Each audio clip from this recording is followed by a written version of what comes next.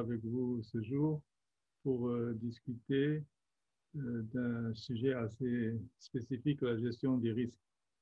Nous voulons aborder le renforcement du cadre de référence dans une gestion des risques, notamment avec cette situation pandémique qui nous atteint.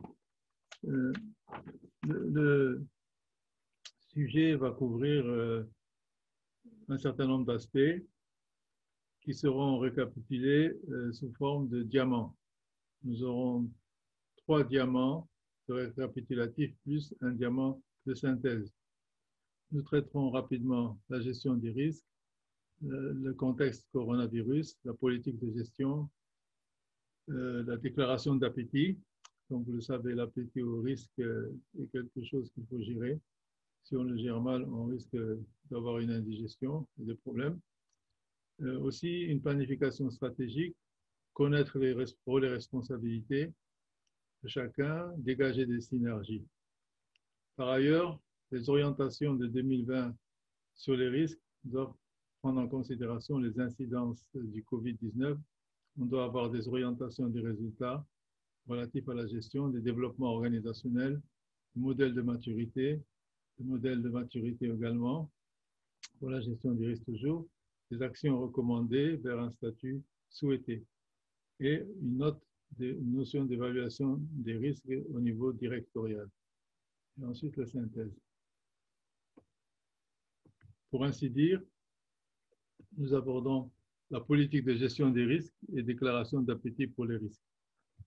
Cette politique de gestion doit exposer les grandes lignes de l'approche organisationnelle par rapport aux risques stratégiques et opérationnels.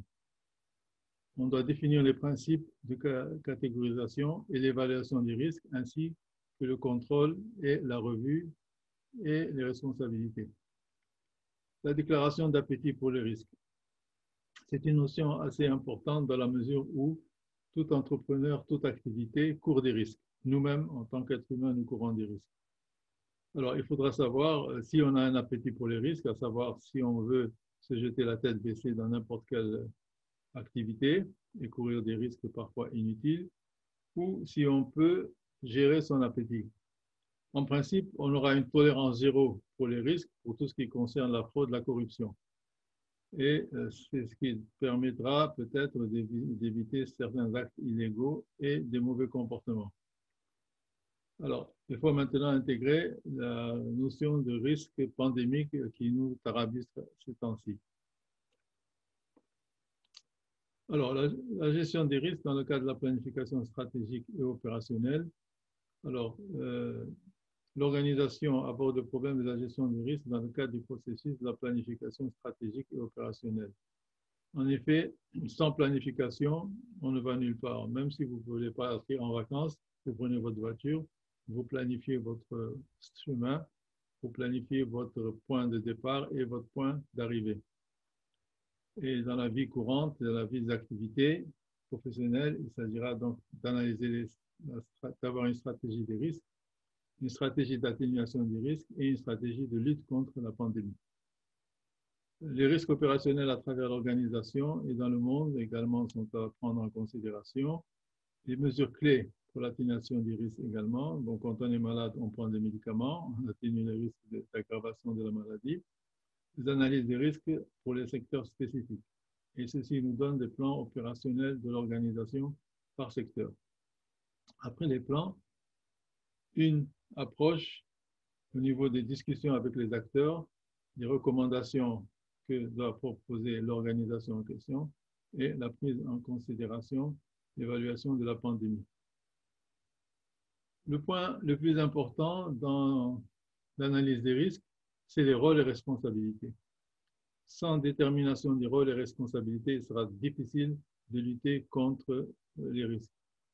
Il s'agira donc dans un premier temps, et vous le verrez à gauche de l'écran, dans la colonne, propriétaire du risque ou haute autorité. Il faut déterminer un propriétaire du risque, c'est incontournable, car c'est lui qui est responsable de la gestion des risques.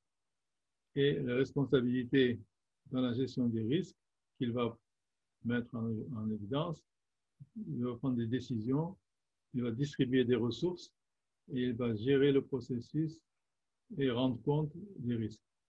Nous avons vu ça dernièrement dans certains pays où les responsables, la haute autorité, a été amené à dégager, à jouer un rôle déterminant et à faire face à ses responsabilités. On détermine également un point central de la gestion des risques où les autorités locales, c'est-à-dire ceux qui sont sur le terrain, qui doivent coordonner le processus de gestion des risques au sein de chaque entité concernée et ils assistent dans la gestion des risques, ils maintiennent et assurent la mise à jour de la liste des risques, ils consolident et transmettent des informations pour la revue de gestion et le rapport des risques. Dans le cadre des rôles et responsabilités dont nous avons parlé juste il y a quelques secondes, il faudra avoir les lignes de défense. Qui se met en tête, qui défend? Nous avons 3 lignes de défense qui sont sur la gauche. Une première ligne de défense qui est l'unité responsable des mesures d'atténuation. En dessous, une deuxième ligne de défense qui est l'équipe de gestion senior, par exemple dans le cadre des hôpitaux, dans le cadre de Covid-19. Et la troisième ligne de défense, ce sont les autorités politiques suprêmes et décideurs supérieurs. Quel est le rôle de chacun, de chacune de ces lignes? La première ligne met en exécution les mesures d'atténuation et rend compte. La deuxième ligne revoit les risques sur une base régulière et prend des décisions. La troisième ligne, c'est celle qui va juger en dernier ressort, donc on la retrouve dans la colonne de responsabilité.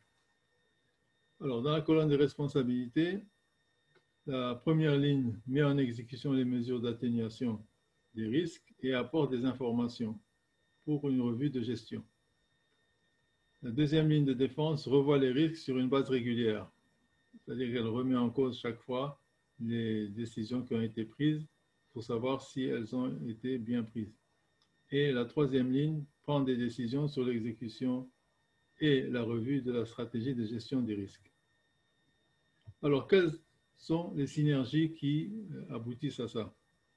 Le système de gestion de la résilience organisationnelle, telle est la synergie souhaitée. Par des analyses d'impact, des affaires basées sur la gestion des risques, l'exécution de l'évaluation et la prioritisation des processus d'activité essentiels. Donc, il s'agira de sauvegarder les activités essentielles dans un cas de crise. Parfois, on confond l'essentiel et le subalterne. Il faudra ici faire preuve de beaucoup de perspicacité pour l'évaluation de la priorité. Ensuite, bien sûr, les nécessités d'alignement et de création de synergies salvatrices pour résoudre les problèmes. Alors, comme je le disais, nous avons des récapitulatifs, nous en avons donc 4. Ici, le premier, la phase 1, c'est le diamant. Alors ça vous permettra, si vous n'avez pas le temps de lire tout ce qui est dans le texte, tout ce que j'ai dit auparavant, vous pouvez, autour de ce schéma synthétique, faire le point. Toujours, ce schéma se lit de haut en bas, bien entendu, et celui-ci concerne la politique de gestion des risques et déclaration d'appétit au risque. Alors, tout à fait en haut, nous avons un petit carré, politique des risques. On tient compte du Covid-19 et cette politique des risques aboutit à un appétit des risques. Et l'appétit des risques comprend les risques stratégiques et les risques organisationnels, les risques opérationnels et systémiques. Bon, le systémique, c'est ce que nous vivons actuellement. Et les risques stratégiques, donc, ce sont ceux que l'entreprise détermine dans le cadre de ses activités normales. Une fois que l'appétit au risque est bien vu, on va maintenant voir les rôles et responsabilités pour chaque individu. Nous avons donc la haute autorité, à gauche, dans le petit triangle. Et ensuite, nous avons les autorités locales à droite, dans le petit triangle. Et au milieu, ce sont les mesures clés de gestion des risques. Une fois que ces mesures clés et que ces autorités sont en place, on planifie et on fait une stratégie opérationnelle. Nous avons donc la première ligne de défense, son petit rectangle à gauche, la deuxième ligne de défense et la troisième ligne de défense en bas. Et ces trois lignes de défense sont reliées par un système de gestion de la résilience organisationnelle, une création de synergies salvatrices. Alors, les synergies consistent, et c'est le petit carré en bas, en système de gestion de résilience, en urgence d'alignement de création de synergie salvatrice. Tout ce qu'il faut se dire, c'est que ces perspectives permettent d'éviter l'affolement, permettent d'éviter le fait de prendre n'importe quelle mesure. Vous avez bien vu ce qui se passe dans l'aéronautique actuellement. Dans les compagnies aériennes, il y a une petite inquiétude ou une grande inquiétude par rapport aux avions qui ne volent plus, et etc. De la même façon dans d'autres structures. Donc, il s'agit d'avoir une stratégie bien ficelée. Alors, quelles sont les orientations des résultats relatifs à la gestion des risques? Et la question est donc, comment développer un modèle de risque de l'organisation dans le cadre d'un plan opérationnel? Dans le cas de la fraude, dans le cas de la pandémie. Alors, il y a premièrement un examen, deuxièmement une maîtrise des lignes de défense et troisièmement un registre. Alors, l'examen est simple, il s'agira de voir quelles sont nos forces par rapport aux risques qui nous tombent dessus, même si ce sont des risques opérationnels quotidiens. La ligne de défense dont nous avons parlé précédemment, il faudra pouvoir la maîtriser et la mettre en place en clarifiant les rôles de chacun, en veillant à ce que chacun tienne ses responsabilités. Et aussi élaborer un registre. Un registre, c'est un peu l'instrument qui sert de mémoire. Il va servir de mémoire à ce qui a été pris en considération, à ce qui a été fait. Et aussi, il faudra développer des modèles de risque pour l'organisation et améliorer la gouvernance et la gestion des risques. Donc, nous avons aussi les lignes de défense dont nous avons parlé, la première ligne de défense, la deuxième et la troisième.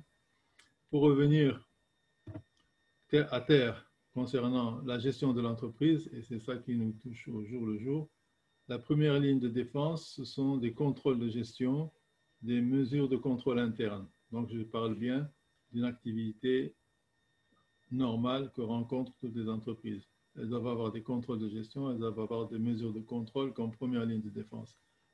La deuxième ligne de défense, ce sera le contrôle financier, la sécurité, la gestion des risques, la qualité, l'inspection, la conformité. Et la troisième ligne de défense, ça peut être un audit interne. On peut même envisager des auditeurs externes qui pourront faire intervenir sur un certain travail.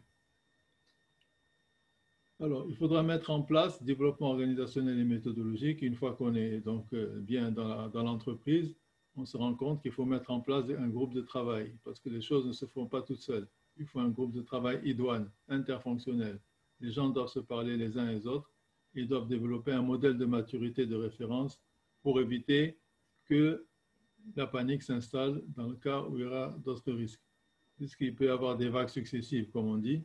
Donc, une entreprise peut échapper à un risque aujourd'hui, mais demain, elle pourra en avoir un autre.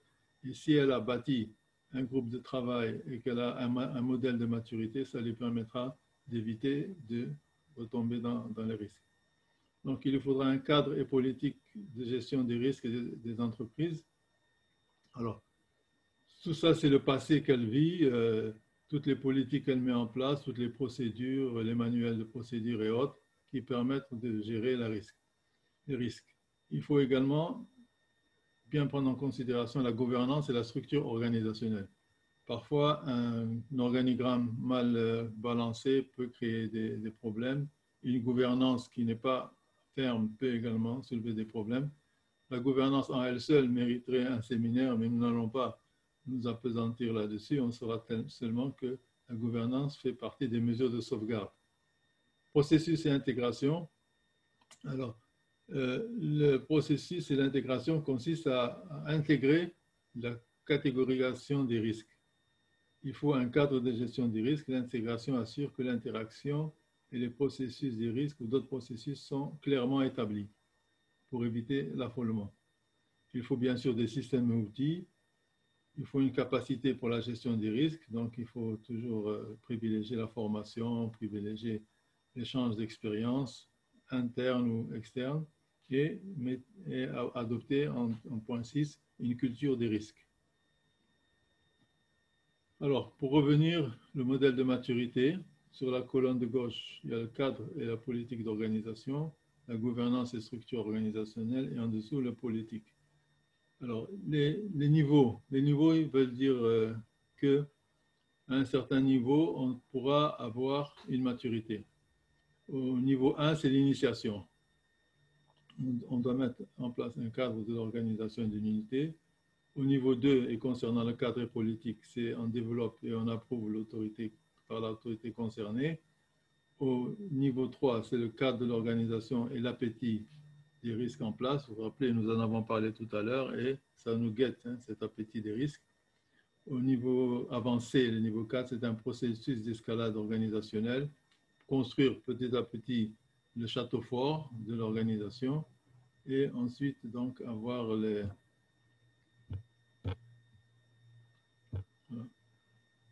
cadre et le modèle.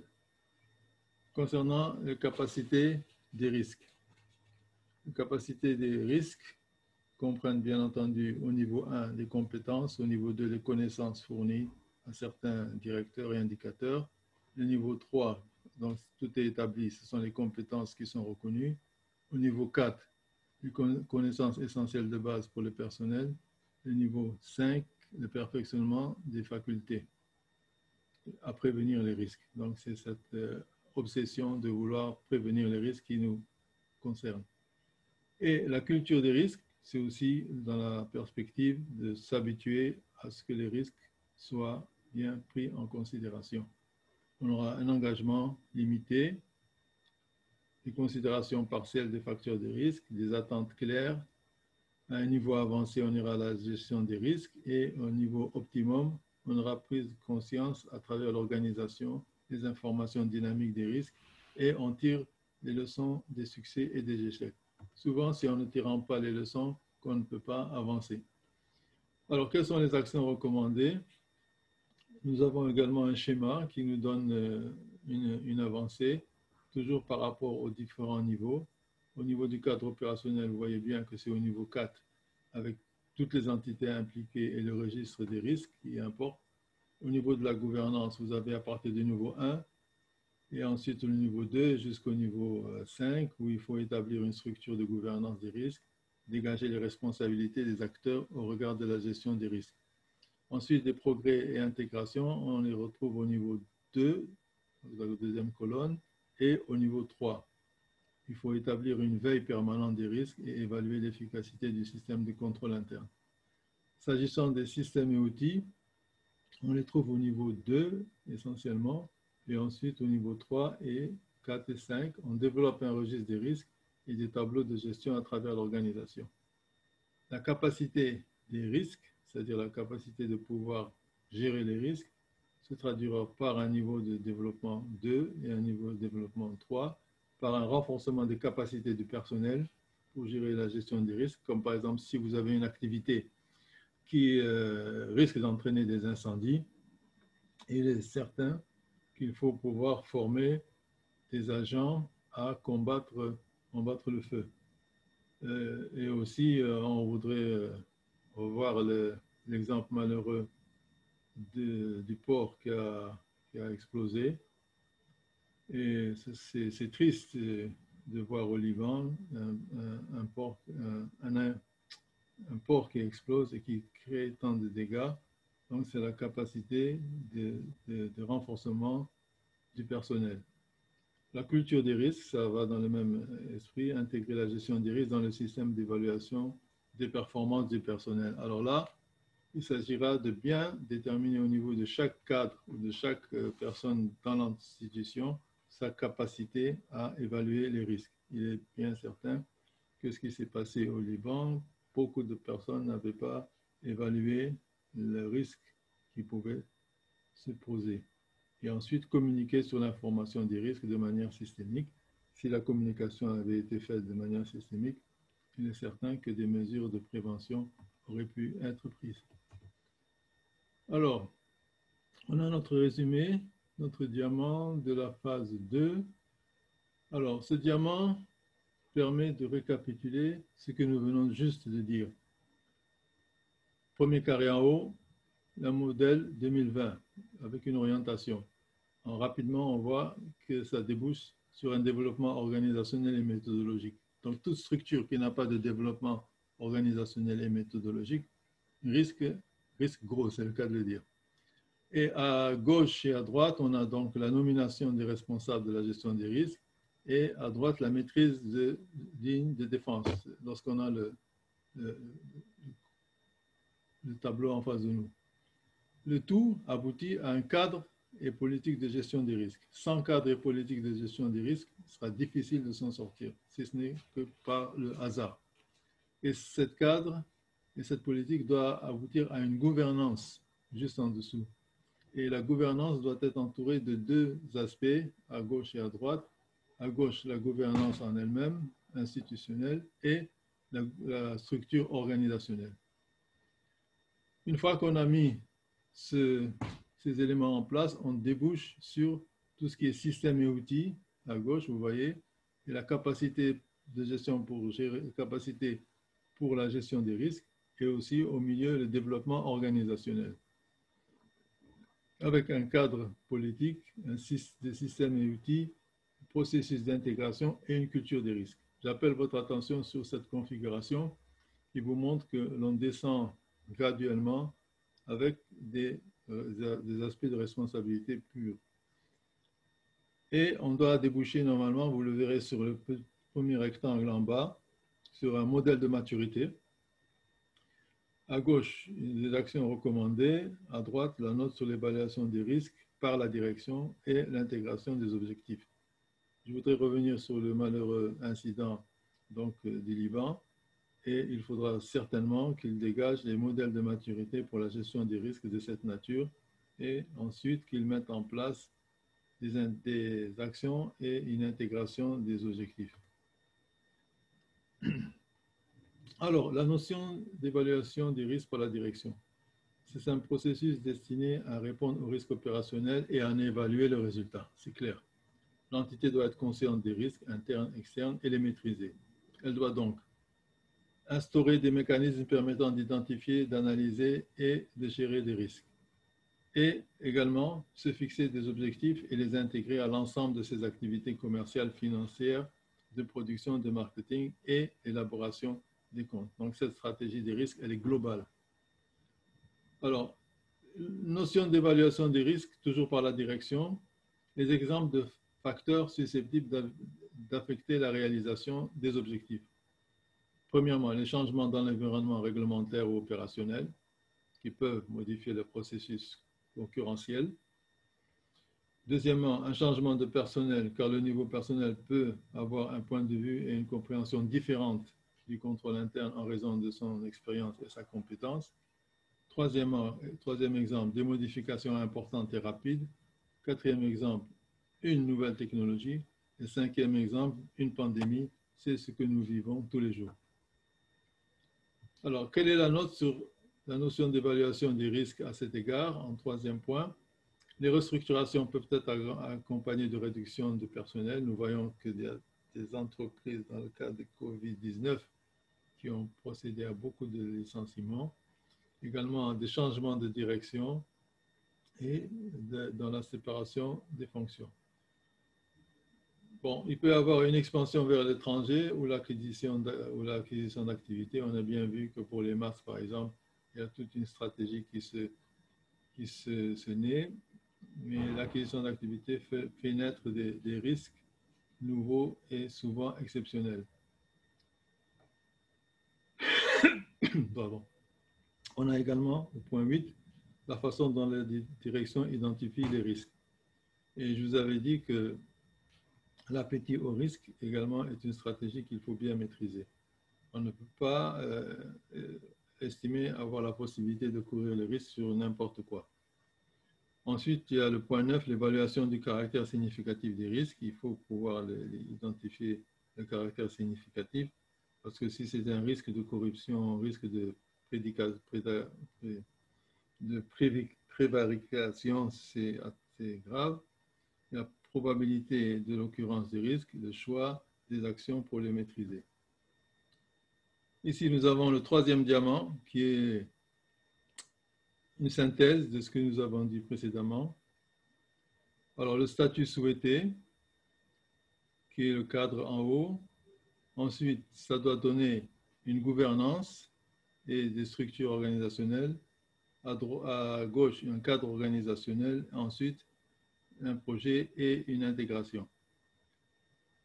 Tout cela doit aboutir vers un cadre de politique de l'organisation, avec à gauche une gouvernance et des structures organisationnelles adaptées, au milieu une capacité de gestion des risques et à droite des progrès et intégration. Et une fois que cette structure est mise en place, on a en dessous des systèmes et des processus. À gauche, petit triangle à gauche, système et outils, le rectangle au milieu, processus et intégration, le triangle à droite, capacité des risques. Alors, ça donnera des cadres organisationnels, des progrès et intégration, des systèmes et outils, et aboutira ensuite vers la culture des risques. Donc, cette culture des risques que nous chérissons tant. Cette culture des risques doit nous apporter à une évaluation des risques par la direction et à prendre conscience des risques à gauche et instaurer des mécanismes pour identifier, analyser et gérer ces risques et les intégrer aux objectifs. Pour ainsi dire, ce diamant numéro 3 nous dit bien que l'intégration des risques aux objectifs est importante, la prise en conscience des risques est fondamentale et l'instauration des mécanismes pour identifier et analyser les risques est aussi vitale. La synthèse nous reprendra les 3 diamants pour la gestion des risques. Alors, pour le diamant 1, c'est une politique des risques. Le diamant 2, au milieu, c'est une orientation 2020 modèle. Et le diamant 3, c'est la gestion des risques 2020 statut souhaité. Alors, reprenons en résumé. Alors, dans le diamant 1, politique des risques, nous aurons successivement une approche globale, un appétit au risque, rôle et responsabilités, risques stratégiques, opérationnels et pandémiques, mesures et clés de gestion des risques et les 3 lignes de défense dont nous avons parlé. Dans le diamant 2, au milieu, orientation 2020, nous avons le problème de gouvernance, structure organisationnelle, maîtrise des lignes de défense et développement des outils de culture des risques et des modèles de maturité pour les risques. Et le diamant numéro 3, gestion des risques 2020, statut souhaité, c'est en termes de gouvernance, de capacité de gestion des risques, de processus et intégration. Et ça aboutit donc à la culture des risques, l'évaluation des risques par la direction. Et vous voyez que le diamant 2 et le diamant 3 se rejoignent tout à fait en bas lorsqu'on va parler de l'évaluation des risques par la direction, de la prise de conscience des risques et de l'identification, de l'analyse, de la gestion des risques et intégration aux objectifs. Vous voyez le lien fondamental qui existe entre l'entreprise et les risques, entre la gestion et les risques, entre l'entreprise et son environnement, et la COVID-19 nous donne bien la consécration. Il ne me reste plus qu'à vous remercier et à vous souhaiter une bonne continuation, à essayer de rester en dehors des risques ou de courir les risques les moins dangereux. Merci beaucoup pour votre attention.